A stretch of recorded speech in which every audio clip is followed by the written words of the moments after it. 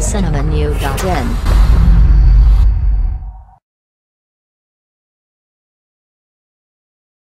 லாரன்ஸுக்கும் பேய்க்கும் எப்போதுமே ஒரு வெற்றி கனெக்ஷன் இருந்து கொண்டேதான் இருக்கும். அவர் இயக்கத்தில் முனி, காஞ்சனா, காஞ்சனா 2 வெற்றி நாங்கள் சொல்லி தெரிய வேண்டியதில்லை. இந்த நிலையில் மீண்டும் ஒரு பேய் களத்தில் கமர்ஷியல் கிங் பி. வாசு இயக்கத்தில் இவர் நடித்துள்ள படம்தான் சிவலிங்கா. இந்த பேய் மிரட்டியதா பார்ப்போம்.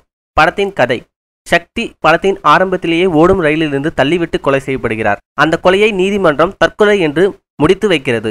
ஆனால் இது கொலைதான் என்று சக்தியின் காதலை மீண்டும் அந்த வழக்கை எடுக்க யாருக்கும் தெரியாமல் இது கேஸ் புலன் விசாரணை துறைக்கு மாறுகிறது.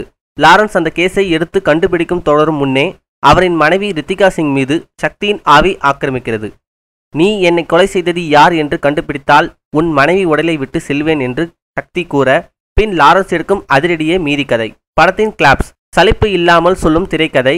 குறிப்பாக கிளைமேக்ஸில் லாரன்ஸ் யார் கொலை செய்தார்கள் என்று கண்டுபிடிக்கும் காட்சி, வடிவேலின் நகைச்சுவை காட்சிகள். படத்தின் பல்ப்ஸ்: பார்த்து பழகி போன பேய் டிராமா.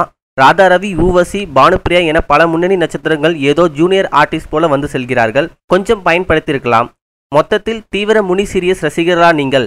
கண்டிப்பா இந்த சிவலிங்கா உங்களை ஏமாற்றாது. நமது தமிழ் சினிமா சேனல் வழங்கும் மதிப்பெண் 5க்கு 3.